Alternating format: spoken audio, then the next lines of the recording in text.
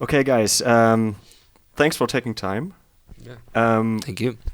When was the last time you have been to Germany? Is it 5 years ago for the last tour? I think the last time we were in Germany, did we not? I think we came on Hella Mega. Oh yeah. Hegel. Yep. I think we came on Hella Mega. Really? I guess you missed that out.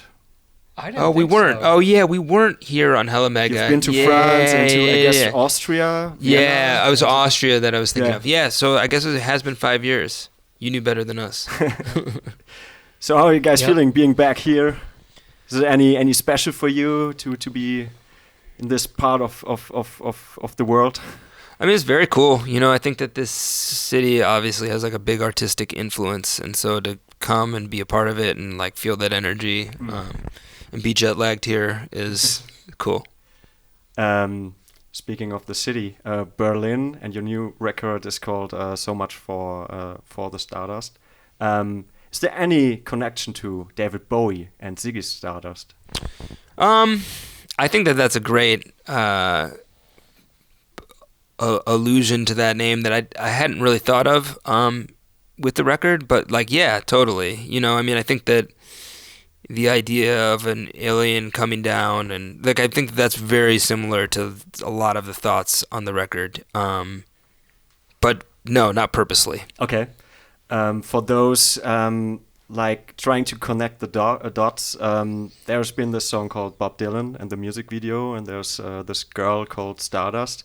So what's the lore behind Stardust and for this record? Yeah, I mean, we started like writing, or I started writing the idea for the concept. I mean, I think it's not really a conceptual record, but like the concept behind it. Back when we put out the video for Bob Dylan, and so I was like, oh, we'll put this in there, and then you know I think we also named, we had this like kind of story, like a narrative that went with our Hella Mega set, and there was this guy's ship was called Stardust as well, and so it was just kind of like the idea of like baking it into the DNA of what we're gonna do and kind of figuring it out. So yeah, it was there. Okay. Yeah. It's funny that you say it's not really a concept album. When I listened to it, I really felt like, whoa, this is like a album-oriented rock concept behind it, with the opening track, which also has the lines in the last track, and I think it's very funny to see that you guys have like 21 million monthly listeners on Spotify right now, and this album is absolutely not the typical Spotify record, you know? Oh yeah, that's very cool. Thank you.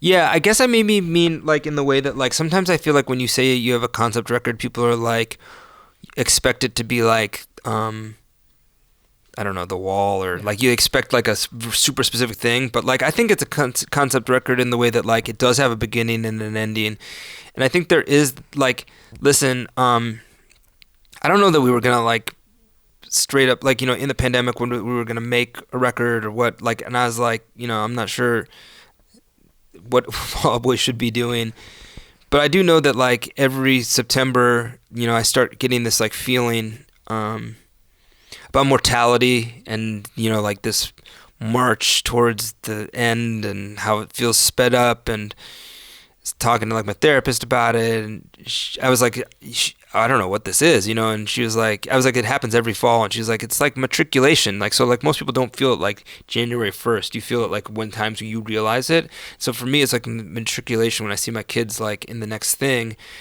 and then you're like, my parents like look like my grandparents, and like my kids are like the age that I like kind of identify my family with growing up, and like I felt like my parents had it all figured out, and I don't have like anything figured out, and yeah, so like that's kind of like all baked into this record, you know, and this like these two concepts of like, well, we're all gonna just like be dust one day, so what's the fucking point of doing anything, versus like, we're all going to be dust one day, so you have to do like a lot of stuff, you know what I mean? And so like that's all like kind of in there. Yeah. Going on or talking about the musical side, there's songs like Fake Out, which to me has this 90s, early 2000s vibe. Also, I don't know if it's on purpose, but it has this little record scratch in the beginning, which to me felt a little bit like Incubus, for example. Cool. Which I really like that. Oh, that's cool. Or even songs like Heaven, Iowa, which is amazing. To me, also my favorite track of the record. Oh, thank you. So, what are the musical influences? I think it's interesting. The Incubus one is interesting. I would never have thought that, but I can totally picture it. So within Fake Out, like originally, we had I don't know. We were trying to kind of think of something to do there for the drum re-intro, and we had this version of this like distorted beatbox that was like so over the top it was like almost unlistenable. And so this is the like extreme dialed down version. This is like the LaCroix version of that, like that was just like straight like sugar fruit punch to your head, too much. I would say there's like gotta be a big 90s influence on Fake Out. I think they're like, I feel like The Cure and kind of that wave of music. And then with Heaven, Iowa, I think it was like one of the first songs we really all worked on together, and Andy was saying it was his favorite song. Yep. And yeah. Cool. You guys were also putting out all these clues in the music videos and stuff. Are you actually like checking what's going on Reddit and YouTube and what people think about what you're doing there?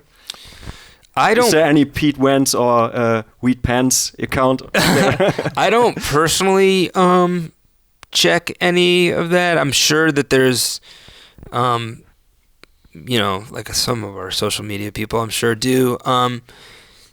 I just kind of like think when like I personally like love in the art that I like love Easter eggs and extra scenes, and like when you watch Seinfeld and they all like walk, you're like, oh, they all like kind of like anyone can walk in the door at any time. I like all that stuff.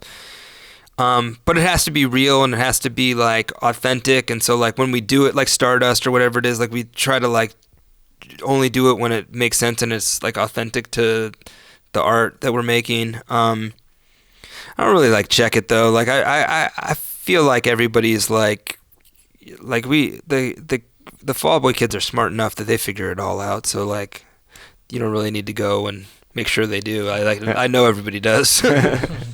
In recent interviews, you also related this one to Folie, Deux, which turns 15 this year, I guess. There's been a lot of anniversaries, Sing the Sorrow by AFI, Meteora, Linkin Park and stuff. Are you fans of these anniversary stuff? I think they're cool. Like, I think that it's very cool as a fan to, like the Linkin Park one's like pretty crazy. I was talking to Shinoda about it. I think it's awesome, and it's cool to do things that like, like add songs to the set list or do like a little show or whatever it is. I personally I think that this record is more akin to if it has like a sister record or whatever. To me, it's Infinity on High. Like, I feel like there's like a realized ambition within Infinity on High that is similar to this record. A realized pop rock ambition. Whereas to me, Folie, Deux is like more similar to Mania, like that, where it's like this really raw, really kind of like kitchen sink, like experimental album. So this to me is like, if it had a sister record, would be kind of Infinity on High, where it's like big, unapologetic pop rock songs. Cool. I wish you all the best for the record, for the release, and also for the upcoming tour. Oh, thank you US, so much. And then you will return to Europe finally. Yeah. So have a good time there. Thank you so much. Thank you.